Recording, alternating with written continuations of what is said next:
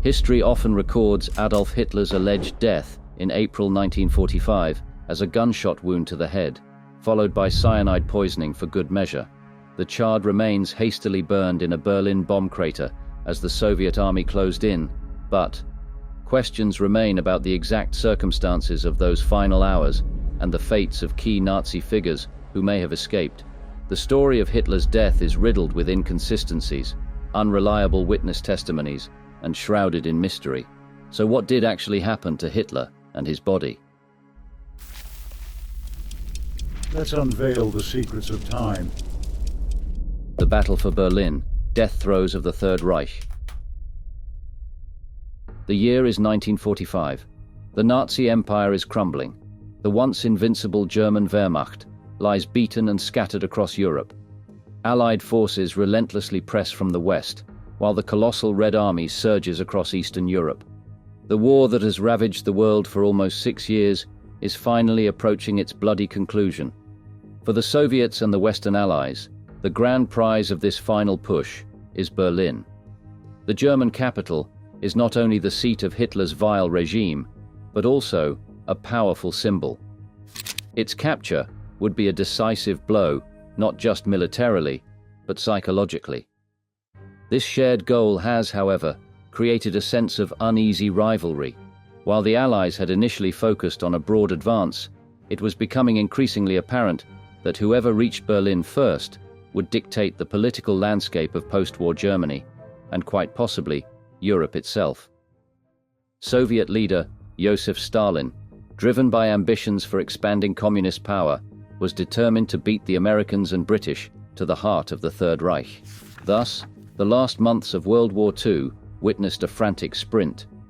While the Allied troops carefully consolidated their gains against scattered German resistance in the West, the Red Army surged forward, heedless of the tremendous casualties mounting with every mile gained. Time was paramount, even if it meant human sacrifice. As the winter of 1945 thawed, two massive Soviet army formations, the First Belarusian Front, commanded by Marshal Zhukov, and the First Ukrainian Front, under Marshal Konev, were poised to strike the final blow. Meanwhile, Berlin's defenses crumbled. The bulk of Germany's fighting forces lay decimated on the battlefields of Eastern Europe. Now, Adolf Hitler clung to a delusional hope that a last-ditch defense of his capital could force a split between the Allies and stall the Soviets long enough to negotiate a reprieve. The task of defending Berlin had fallen on a motley mix of forces: battle-hardened yet depleted army units, hastily trained teenage members of the Hitler Youth, the elderly men of the Volkssturm militia, and remnants of the feared Waffen-SS. The Soviet strategy to take Berlin was brutal in its simplicity. Zhukov aimed to smash through the Silo Heights, the final major defensive line east of the city, with overwhelming force. Simultaneously, Konev would bypass Berlin from the south, swing north, and complete the encirclement. Berlin would be transformed into a giant, concrete cauldron, and its defenders crushed within. On April 16, 1945, the Battle of Berlin began. Soviet artillery opened up with a deafening roar, a barrage far surpassing any seen on the Eastern Front. The Silo Heights were reduced to a moonscape churned raw by shell fire. Despite the bombardment, the German defenders, desperate and fanatical, put up fierce resistance. The advance of the Red Army became a bloody slog in the face of machine guns, anti-tank fire, and suicidal counterattacks. Soviet casualties were staggering. Frustrated by the slow progress, Stalin urged his generals forward in a ruthless disregard for human life. Finally, after days of unrelenting carnage, the Silo Heights line was breached. The path to Berlin was open, but the true nightmare was yet to begin. Now trapped, the Germans put up an increasingly desperate house-to-house defense. Entire city blocks became battlegrounds strewn with wreckage and corpses. Tanks blasted holes through buildings to advance. Flamethrowers cleared bunkers and basements. Soviet soldiers, filled with a thirst for revenge born from years of atrocities suffered by their homeland, often took no prisoners. Many German defenders, knowing the terrible fate that awaited them if captured, fought to the bitter end. Berlin's civilians suffered horrifically, caught in the crossfire They huddled in cellars and subway tunnels, prey to starvation, disease, and the brutality of both sides. Women were subjected to mass abuse by Red Army soldiers, staining their victory with an act of horrific violence. Madness in the bunker, inside Hitler's final days. Berlin, April 1945. The city, once a grand symbol of Nazi power, was a spectral echo of its former self. Soviet artillery fire rained down relentlessly, each explosion a thunderous punctuation mark to the Third Reich's demise.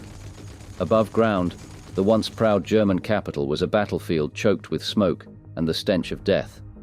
Below, in the concrete womb of the Führer bunker, a different kind of war raged, a psychological one within the crumbling psyche of Adolf Hitler. The man who had orchestrated a global war, who had dreamt of a 1,000-year Reich, was a grotesque parody of his former self. Gone were the firebrand speeches and the steely gaze. In their place, a gaunt, hunched figure with trembling hands, his eyes clouded with paranoia and a desperate clinging to a reality that had long since shattered. The descent into this state had been a gradual one, marked by a series of events that chipped away at Hitler's fragile grasp on reality. The tide of the war had turned decisively against Germany by 1943. The catastrophic defeats at Stalingrad and Kursk shattered the myth of German invincibility. Hitler, however, retreated further into a fantasy world, fueled by sycophants and distorted intelligence reports. Military briefings became exercises in self-deception, with generals too terrified to contradict the Führer's delusional pronouncements of miraculous counteroffensives that would never materialize. As Soviet forces relentlessly pushed westward, the fighting reached German soil for the first time. The Battle of the Bulge, a desperate last stand in the west, offered a glimmer of hope, quickly extinguished by the overwhelming Allied counteroffensive. News of the D-Day landings and the subsequent liberation of France reached the bunker, each report a fresh blow to Hitler's already crumbling mental state. By the time the Red Army reached the outskirts of Berlin in April 1945, Hitler's world had completely fractured. He refused to acknowledge the dire situation, lashing out at his generals with accusations of cowardice and betrayal. He clung to the belief that relief forces were just around the corner, that a last-minute miracle would turn the tide. This desperate clinging to fantasy was fueled by a potent cocktail of prescription drugs administered by his personal physician, Dr. Theodor Morell. These medications, intended to treat a variety of ailments from Parkinson's disease to stomach cramps, included amphetamines and morphine, further blurring the lines of reality for the increasingly erratic Hitler. Within the bunker, a strange atmosphere settled. Gone were the days of grand pronouncements and strategic planning.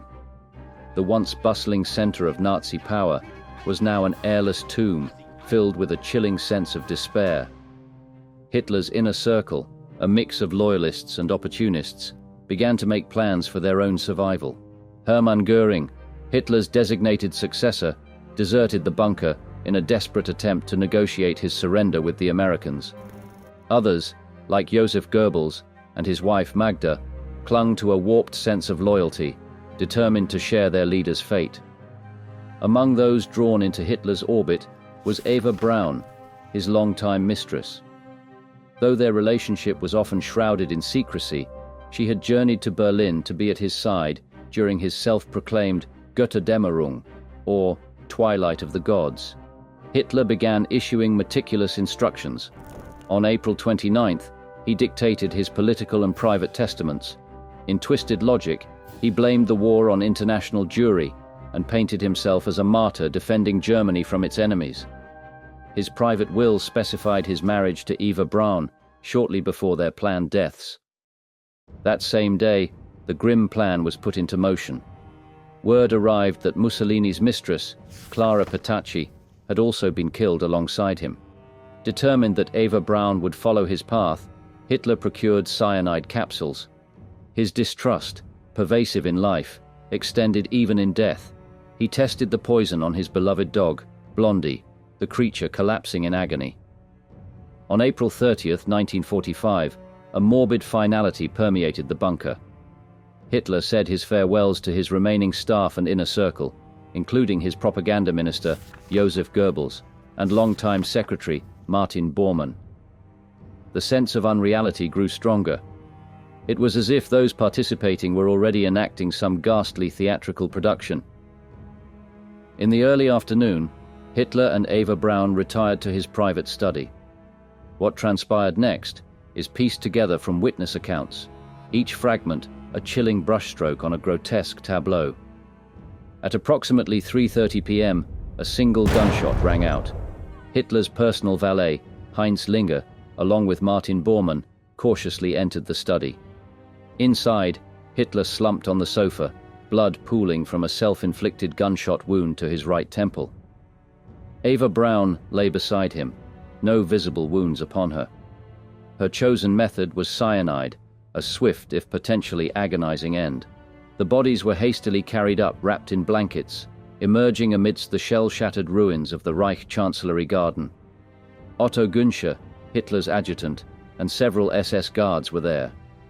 In keeping with Hitler's orders, the corpses were doused in petrol. A torch was then thrown. The bodies ignited, flames fueled by the ever-present chaos of the surrounding battle. However, according to the later collected evidence, this narrative might not be fully accurate. What did really happen to Hitler and his body? Seeds of doubt, the hunt for Hitler. As the smoke cleared and the guns fell silent over a conquered Berlin in May 1945, a new battle began for the Soviets, the hunt for Adolf Hitler. Driven by a mix of vengeance, historical validation, and Cold War paranoia, the Red Army embarked on a relentless search for the Nazi leader's body. The initial days in Berlin were a chaotic scramble. The city lay in ruins, whole districts reduced to smoldering rubble by relentless Soviet artillery bombardment. Fires raged, infrastructure was crippled, and the stench of death hung heavy in the air. Civilian survivors, shell-shocked and desperate, wandered through the wreckage. Amidst this devastation, Soviet troops, spearheaded by Smersh, the military counterintelligence agency, began their grim task. Their primary objective was to locate Hitler, dead or alive. The urgency stemmed from multiple factors. Stalin craved tangible proof of Hitler's demise to present to the Soviet people and the world as a whole. He envisioned a grand public announcement of Hitler's death, a powerful symbol of Soviet victory. The search for information began with interrogations of captured German personnel and civilians who might have knowledge of Hitler's whereabouts. Many claimed ignorance, fueled by fear or genuine lack of knowledge. However, a few key figures emerged, providing crucial, if sometimes contradictory, details. One of the first witnesses was Arthur Axmann, the Hitler Youth leader, captured on May 2nd. He confirmed Hitler's marriage to Eva Braun shortly before their deaths, and vaguely mentioned their bodies being cremated in the Reich Chancellery Garden. This information provided a starting point for the Soviet search. Another key witness was Gerda Christian, Hitler's personal secretary. On May 8th, she surrendered to Soviet authorities. Gerda, a meticulous record keeper, provided a detailed account of Hitler and Eva Braun's final days, including the marriage ceremony and the subsequent suicides. She corroborated Axmann's story of a cremation in the garden, but offered no specific details on the location of the remains. With these testimonies in hand, Soviet investigators descended upon the Reich Chancellery. The once grand complex was now a charred skeleton, a testament to the ferocious battle that had raged for control of the city. Teams of soldiers combed through the debris, searching for any trace of Hitler or Eva Braun. The task was arduous and grim.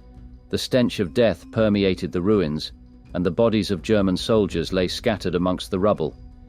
Additionally, the Soviets lacked a precise location for the alleged burial site. Days turned into weeks, and frustration mounted amongst the search party. On May 5th, just days after capturing Berlin, the Soviet news agency TASS issued a bombshell announcement. They declared that Hitler had most likely committed suicide, and that his body had been found and cremated. However, this statement lacked details and was met with skepticism by the West. Adding to the confusion, on June 9th, a Soviet press conference offered a contradictory narrative. Officials claimed they had not yet located Hitler's body and suggested he might have escaped Berlin. This sudden shift in tone fueled Western speculation that Hitler might still be alive, perhaps in hiding or captured by a different Allied force. The Soviets' initial pronouncements on Hitler's fate were riddled with inconsistencies.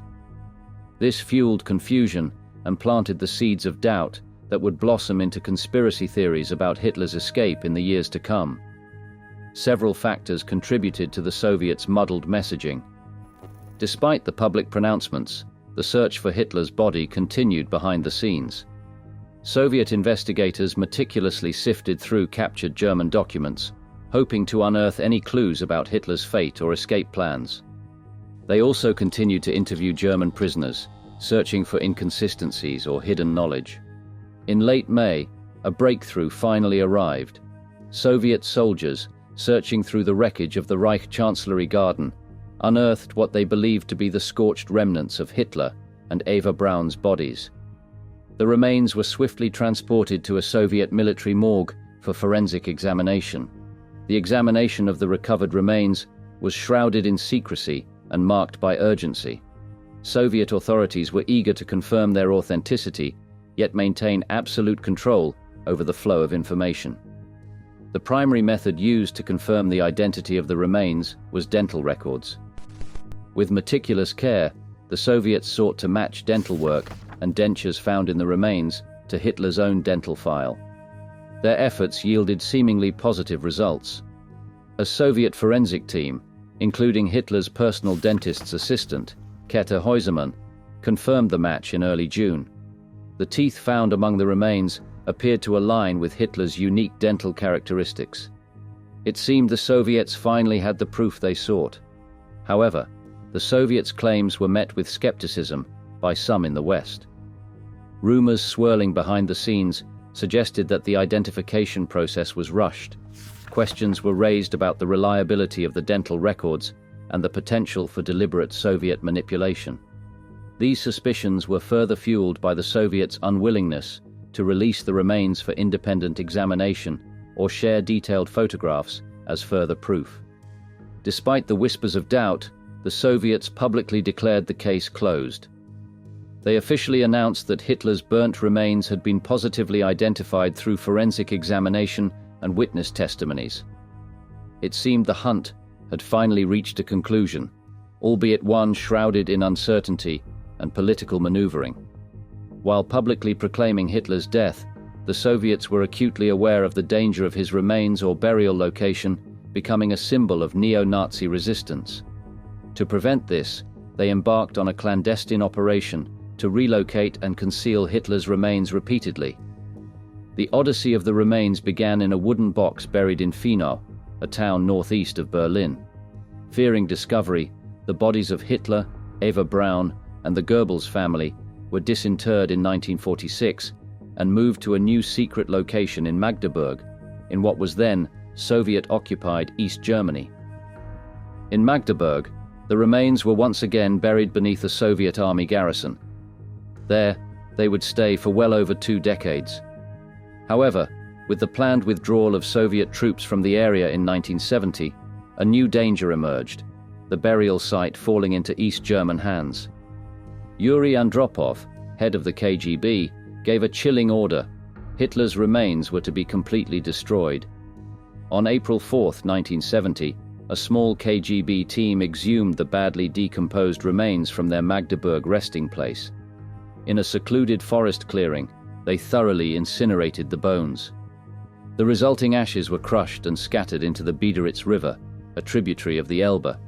Though the KGB was meticulous in its destruction, the rumors of Hitler's survival refused to fade.